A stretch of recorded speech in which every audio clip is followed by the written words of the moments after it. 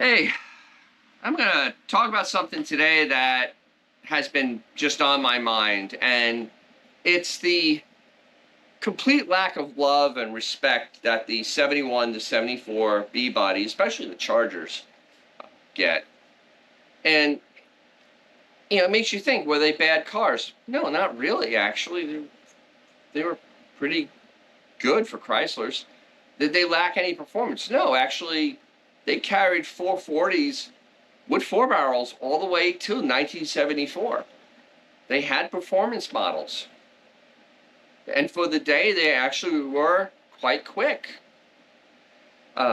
So why are these 71 to 74 B bodies so unloved? I don't know. Let's find out. To find out, we really need to go back to 1968. Now, Chrysler was just coming off a phenomenal year. They had reintroduced the Charger with a shape that sold like hotcakes. They had also released the Roadrunner, and that car was absolutely on fire. They were in the midst of absolutely just killing it for car sales. And they had actually risen well into the double digits in percentage of total car sales, which was huge for them. They had been in a very down period for quite a few years. So they decided, they needed to do a redesign because General Motors had started changing the way their cars look. And so they know they needed to redesign the B-body line. And while they were doing this, they designed the E-bodies. Now, the E-body is the same as a 71 to 74 B-body from the cowl to the radiator support. And I'll show you this on my car.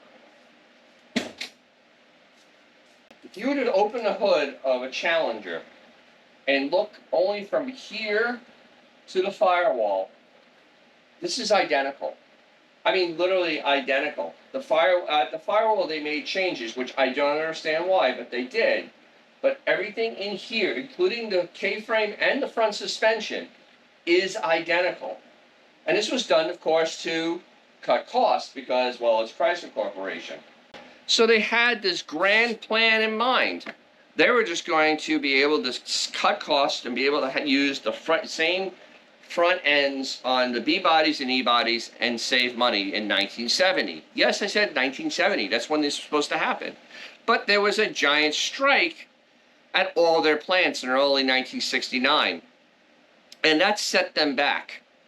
And they couldn't really finish designing this car and the E-bodies at the same time. So they decided to push the E-bodies out first, the Challenger and the Barracuda. And those cars actually had some success in their first year.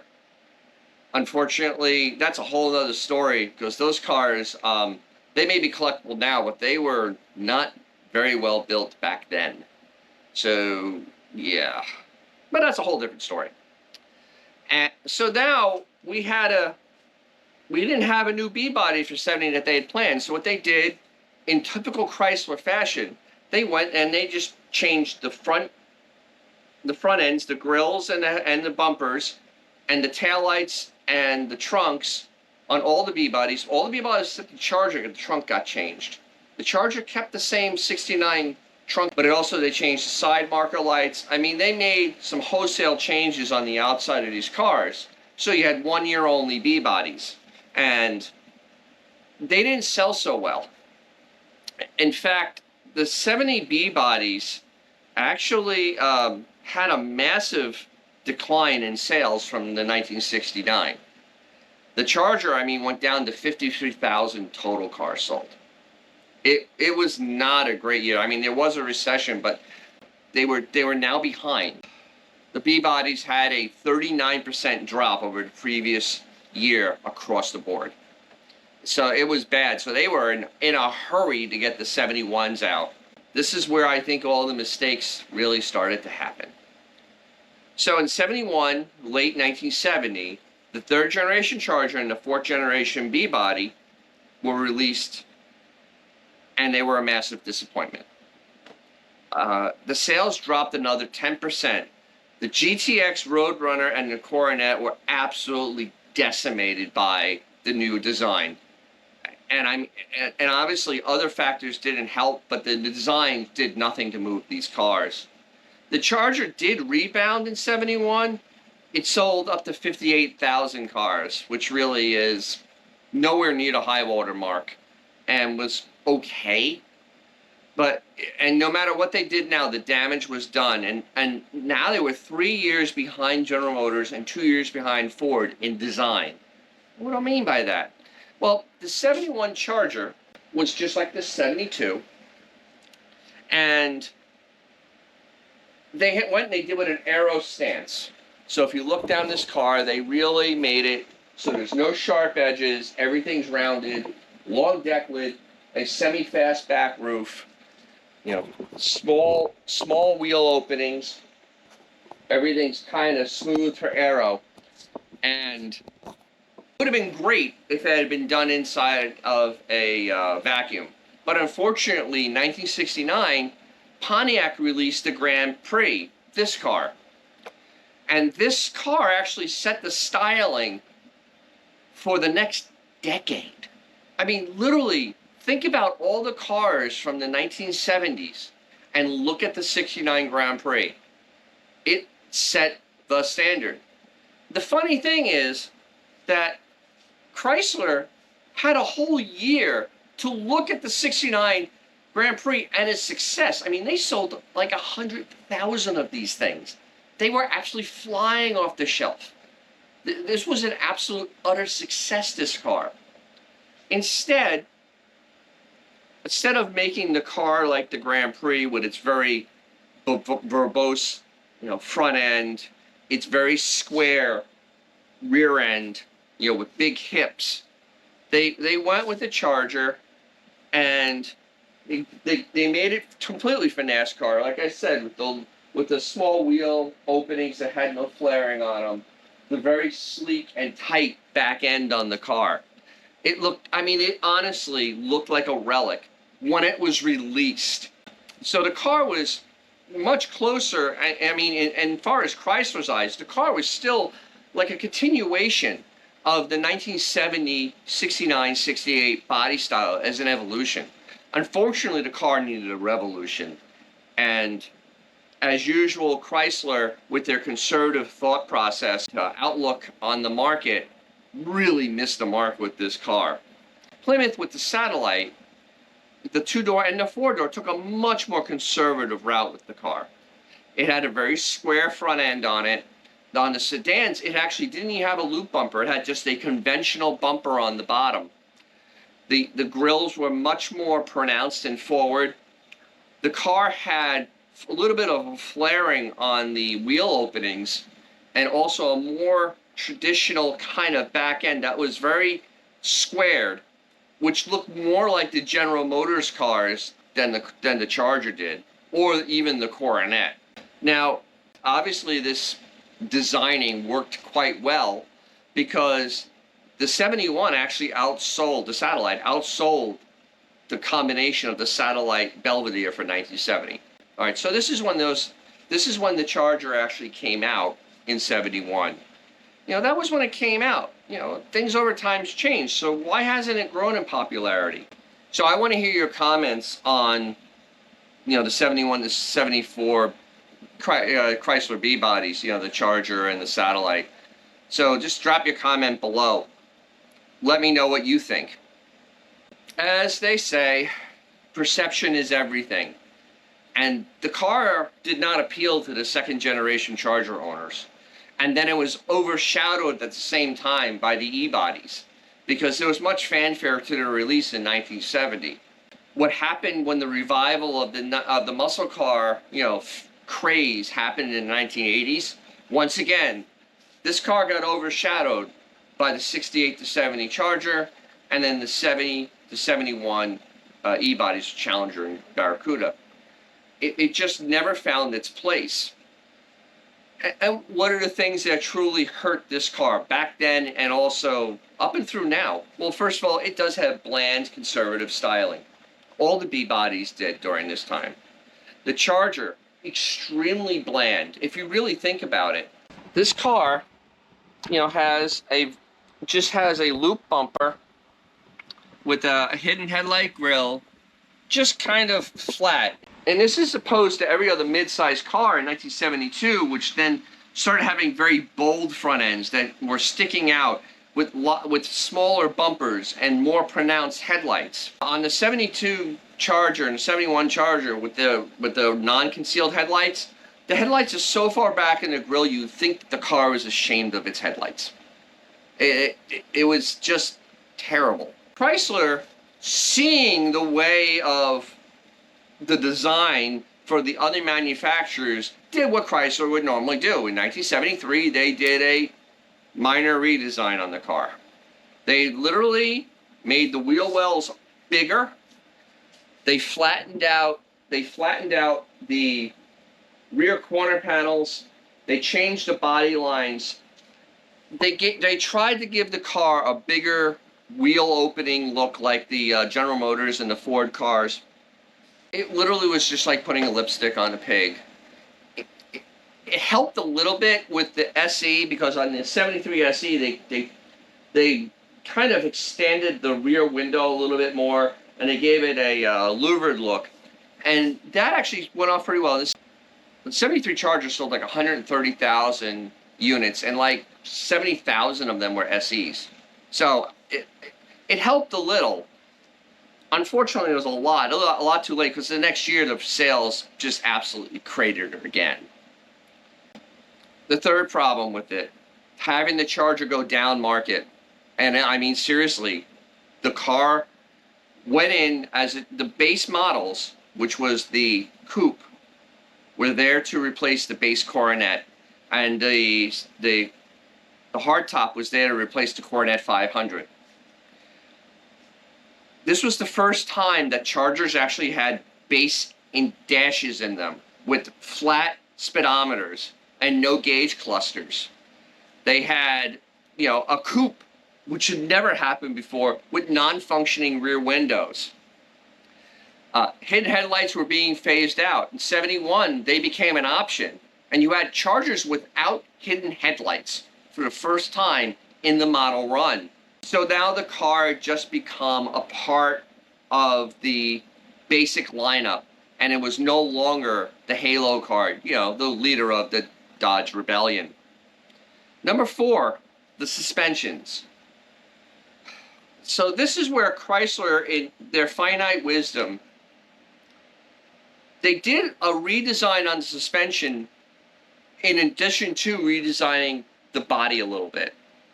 In 1973, as a corporation, Chrysler decided to make their cars ride smoother.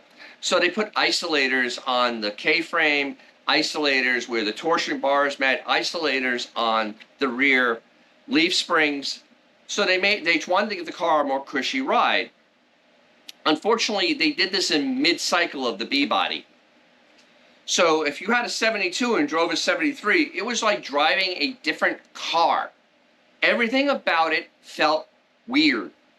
Not only did they do that, but they did not fix the power steering, which was still light and over-responsive.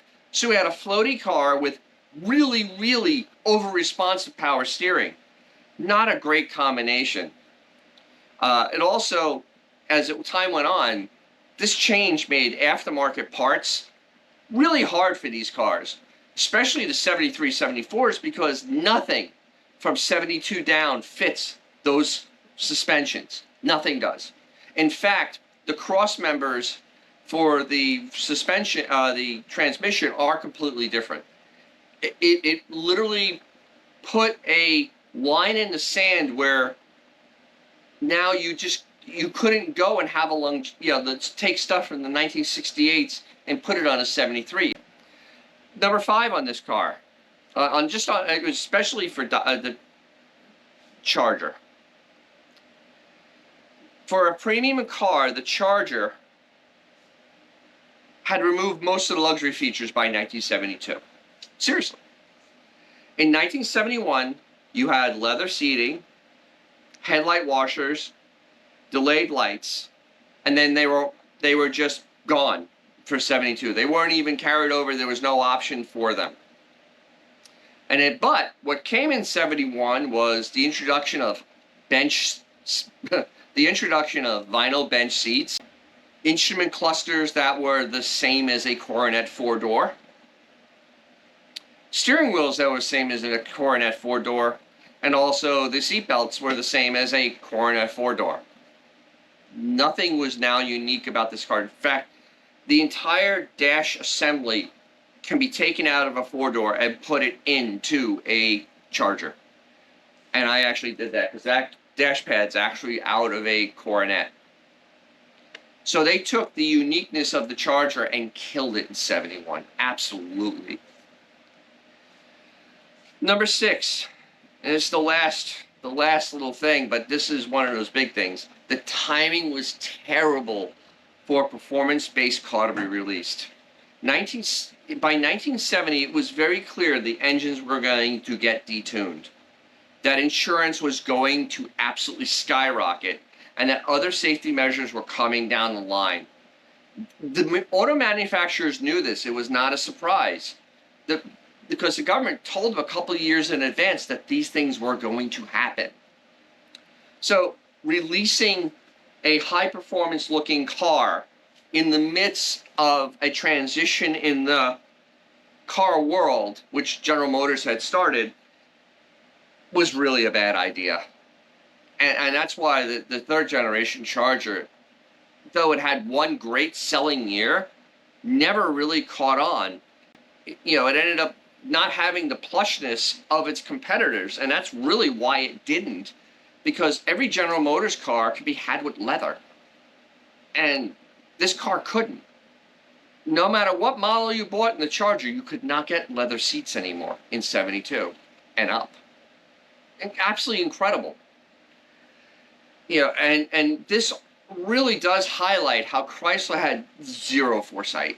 And that is why we were talking about how they went and they ended up basically bankrupt in 1979. And I did a whole video on the cars that helped push them over the edge, the R-body right here. And you could just see, even in this, the lack of foresight is absolutely astonishing. Now, I've been bashing on this car for a little bit. Obviously, I own it for a very long time, so there has to be something good about it. Yes, there are. There are good points that are different than the previous Chargers. The first one is the suspension. On this car, because they were going and making a car in the E-body that was going to compete against the Mustang, that carried over to the Charger. Everything is lower in this front suspension. It is a very, very great handling front suspension. They also continued in 70, they put the sway bar through the K-frame. They continued that, and actually everything got lower. And it made the car a much better handling car. The car also introduced in 72 what I consider one of the best best computer control units. That's what we used to call them back then. Like, check the computer. It was kind of funny. You know, the electronic ignition system. It was actually quite robust and really much more reliable than points were. Also coming with that front suspension was an updated front disc brake system. Previously, Dodge and Chrysler in general had used these Bendix 4-piston brakes because 4 is better, right?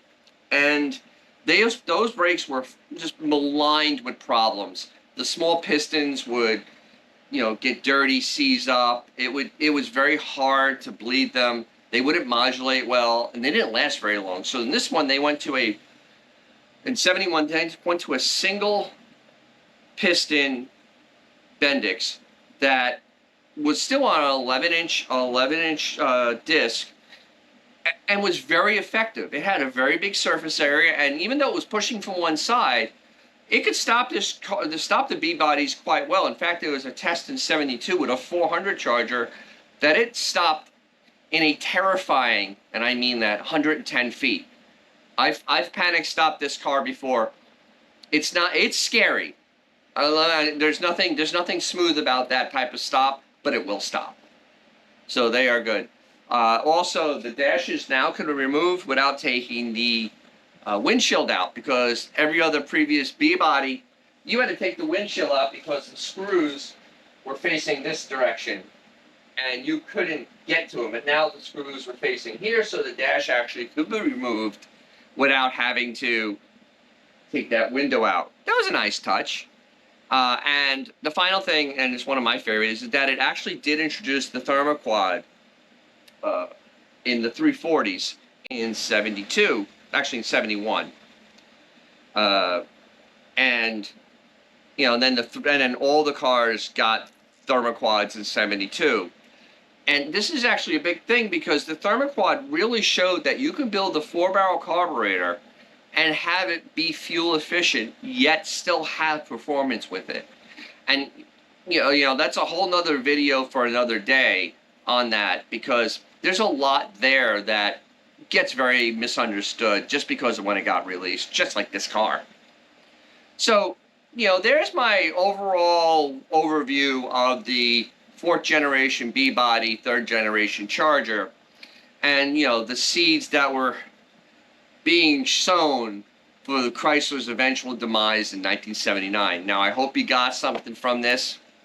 If you did, hit like, subscribe, because it doesn't cost anything to subscribe. I'm trying to get to 10,000. I really, really want to get to 10,000. Please give me feedback, what you want me to do, how you want me to do, any type of videos you want me to do that below.